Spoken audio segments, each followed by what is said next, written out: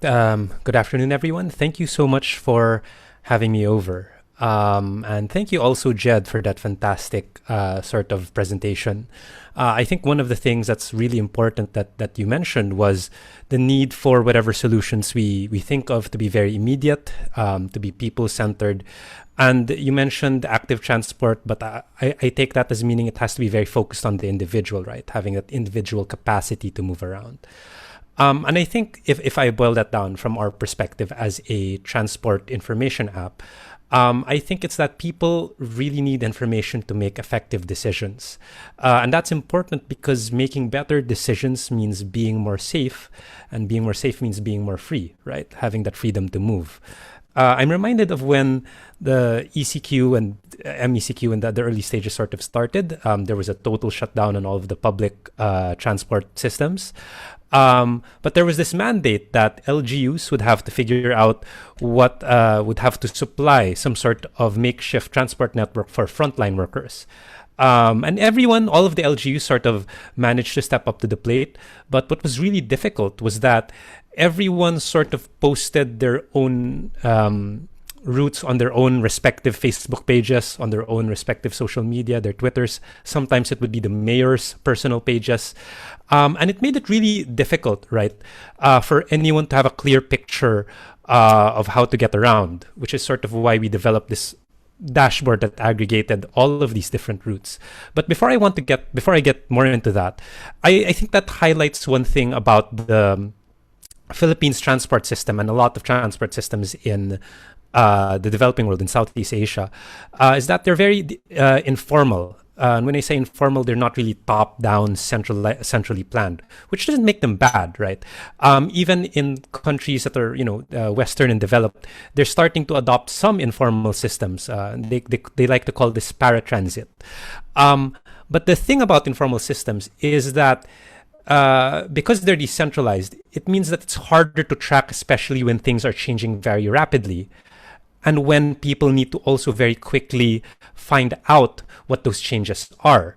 So in the pre-pandemic world, if you have new jeepney routes, you have new bus routes, new P2P, new tricycle areas, that's okay because people can catch up. But in a pandemic where you had this sudden shutdown and then you have all of these new routes coming out, it suddenly became very difficult. The second thing I want to pull out from that is the importance of multimodal mobility. And when I say that, it means people being able to leverage different routes, different modes of transport, and that includes active transport.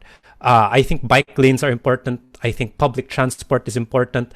Even private vehicles are important. But I think we can really only be productive when you can leverage all of these different modes together. Biking is great if you're traveling short distances, but if you're going a long distance, you might want to be able to take that bike onto a bus and then continue your journey as necessary. So again, coming from our perspective, right, running Sakai.page and running a transport information app, working in this digital space is very helpful for tracking, especially as we try to balance some of these restrictions around mobility. One of the things that we were able to do actually was, in the context of giving people this information to make decisions, was work with the DOTR and a couple of LGs like Pasig to track their vehicles in real time.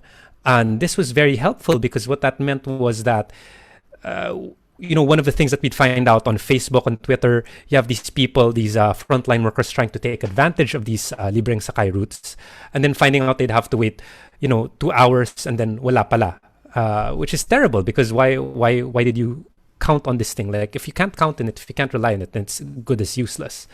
So we were really happy to be able to work with the OTR and Pasig and a few other groups to start tracking and showing all of those different vehicles around. So that helps people make more effective decisions and help them stay safer and give them that freedom to move around, and of course serve the rest of their communities, be health workers, etc. But on the flip side, I've been talking so far about information for commuters and for the public. Information for agencies and operators and governments is equally important also, especially because it's these groups that have the power to actually enact the major changes in infrastructure, in policy, and in service. And one of the things that we were able to do, as Ira is aware of, is we actually worked with Pasig Transport in tracking their vehicles and showing this information to the public. We were also able to analyze that information for Pasig's operations as well. One of the things that we were able to do is identify places where vehicles deviated from their usual route, where sometimes vehicles would pass by certain stops, where you have all of these different edge cases. And what we were able to do is identify these opportunities for improvement, right? Where Pasig Transport was able to send out additional vehicles and serve those specific stops and routes better. Attorney Barry also earlier said something very important, which is it's important to get feedback from commuters, right? The people that these services actually serve. And one of the things, again, talking from an information perspective, is you have these two parties, the commuters and the operators, right? You have supply and demand. Here is where all of the vehicles are. It's also important to be able to capture that feedback. And within the venue of our app, we've also been trying to do that, especially with, again, with DOTR, with Pasig, and with some of our other partners, being able to give them feedback what people have been saying or what if people complained about certain aspects of the service. So again, information needs to be flowing in both ways for both parties to actually effectively move. And this is, I think, how you can get something where you have solutions that are very immediate, right? Which is one of the things that, again, Jed said earlier.